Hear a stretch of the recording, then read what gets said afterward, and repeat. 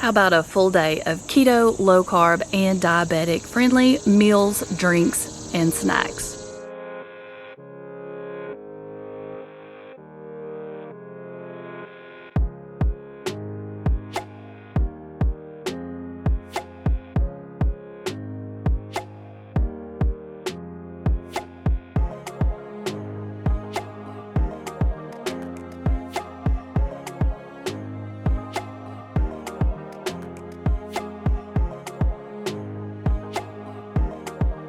I still have bed head and bed face. My plan this morning is to just sit out here, drink my iced coffee because I have not had one in ages, try to wake up and get motivated for the day. Chris is still cleaning out the building, and out here on the porch I have an entire garbage bag full of clothes that need to be donated. I'm going to go stick those in the trunk of the car so that I don't forget to drop them off next time I'm in town. So I did manage to take a shower and wash my hair. Check out these circles under my eyes. And I'm getting plenty of sleep. I did several loads of laundry. I'm gonna fix some breakfast now. Oh, and I wanted to mention, I'm gonna be getting a haircut this week. I have not had it trimmed. It seems like in months, it's growing so fast.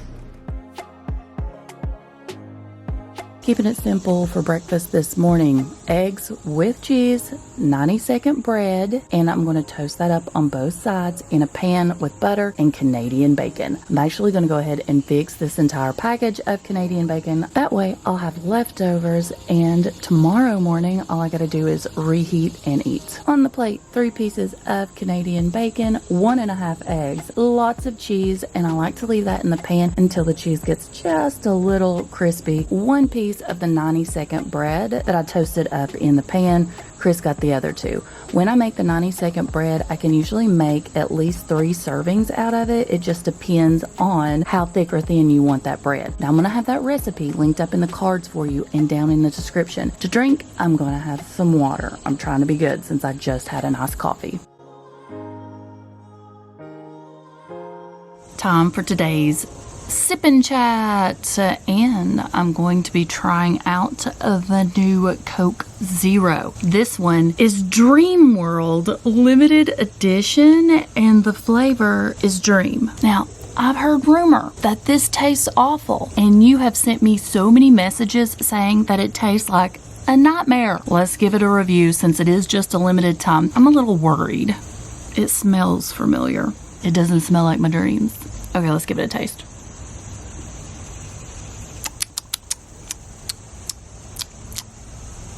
No.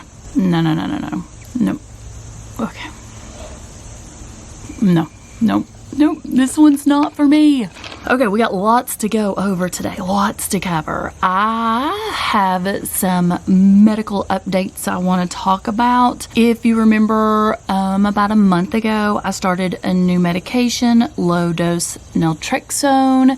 That's for inflammation, diabetes. Literally, if you look it up, LDN, you're going to see that they're using it for so many different things right now. So it like covers all the bases. I was having lots of issues with getting sick when I ate. And this has been going on since I was diagnosed last October with type 1 diabetes. Every single meal I ate, I ended up getting sick. I've been miserable for the past year. I started 1 milligram of low dose naltrexone, and it was a game changer. Game changer. It was almost immediate. I'm talking about like by the second dose, I was no longer getting sick. But unfortunately, it only lasted about 3 weeks. And then it started all over again. I started feeling the fatigue. I started having lots of neck pain again because it can help with chronic pain.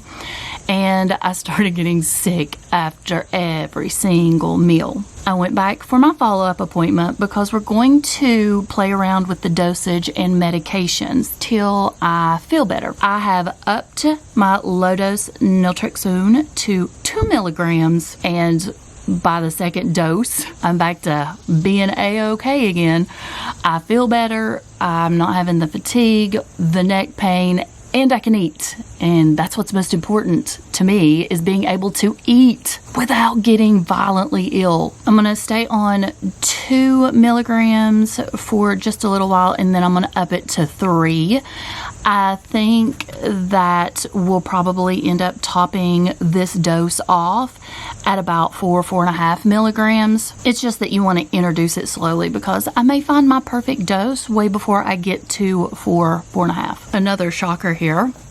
I was also diagnosed with ADHD, and I'm going to be trying out some medications for that and see if I can stop that spinning wheel that's always going on in my head and the fidgeting and all of that stuff. So, crossing my fingers that's going to work. I'll keep you all posted on it as I start, but right now I'm focusing on about a week's worth of this 2 milligrams of low dose naltrexone before I introduce anything else. And I had some labs done. Now they will not be in for a complete month. It's going to be 1 full month before I'm going to know what they say. And this is like the Cleveland lab blood test. It's like some big deal where it's going to tell me basically everything that's going on. We're talking about gut health. I mean, so much. Apparently it's like the most detailed lab work, blood work that you can have done. I actually had it done, and so did Chris. So my next appointment is going to be, I think, September 29th, somewhere around there. And we're going in together, and we'll be getting my lab work back as well as his. Like I said, apparently this lab work is a big deal, so I need to do a little bit more research on it before I have my next appointment. But as far as health-wise, my blood sugars have been stable. I'm still playing around with my long-lasting Tresiba, trying to get that perfect dose. That way I don't have these big highs and big lows and, you know, just these swings, because when you have big blood sugar spikes and then massive dips, for me as a type 1 diabetic, makes me moody, and nobody wants to be around moody Kristi. Big news! This past weekend, we went bridesmaid dress shopping for Kerrigan's wedding. She picked out Briley's maid of honor dress and her other bridesmaid's dress.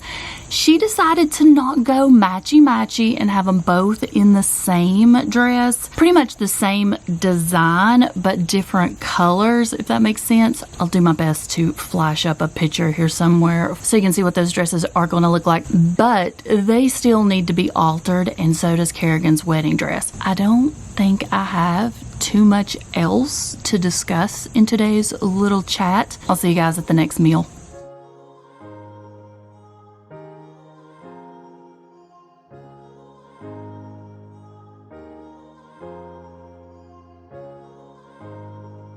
I have been obsessing over pizza lately, and it's been on my mind a lot. So today for lunch, I'm going to throw together some pizza bowls. All you got to do is put all of your ingredients that you would normally put on your pizza into a little aluminum pan like this. You can stick it in the oven or the air fryer.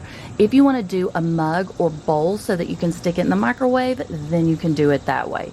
Today, I have just a little bit of sugar-free pizza sauce on the bottom of mine. For some reason, pizza sauce, tomato-based sauces spike my blood sugar something fierce. Chris has more in his. They don't seem to affect him. I have pepperoni, jalapeno peppers, lots of mozzarella cheese, added some of the Flavor God seasonings, bacon bits, salami. I like to put a couple of spoonfuls of cream cheese in this, so it gives it this smooth, thicker texture or consistency, since I don't add a lot of tomato sauce. Then I top it with additional mozzarella cheese. All I'm doing is layering things here. I'm going to put mine in the air fryer, so I'm going to put foil over top of this so that my cheese doesn't burn.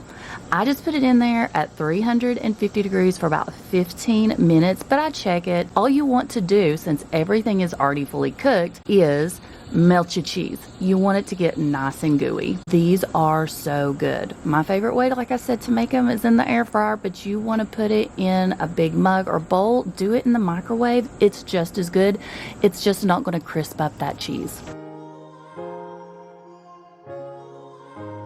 It's getting late now. I'm starving, so let's eat. You already know I'm all about simple meals. I'm having 2 pork chops. These are the thin slice that I pick up at Walmart. They're seasoned, and then I put them in a pan with either oil or butter. That way it sort of browns them up. I took a bag of the riced cauliflower risotto medley, put that in the microwave and steamed it. Then I made an Alfredo sauce, dumped it into the pan, and then let it get thick and creamy. And I'm honestly embarrassed to even show this, but I'm having a jalapeno popper. I will probably come back for a couple more of these. That's how much I love them. From start to finish, it took about 10 to 15 minutes. And to drink with this one, I'm gonna have a Coke Zero. For snack/dessert tonight, I'm gonna probably have 2 or 3 of these pecan clusters that I make. Linked in the cards and linked in the description. I make these pretty much weekly. Then I'm gonna head to the living room. Me and Briley are binge watching season 3 of Lock and Key. Thanks for hanging out with me today. Remember to check below for any discounts, my other social media accounts, and of course, anything that I mentioned, videos or products in today's video will be down there for you, so you can click on them and it'll take you right on over. I'll see you next time. Bye guys.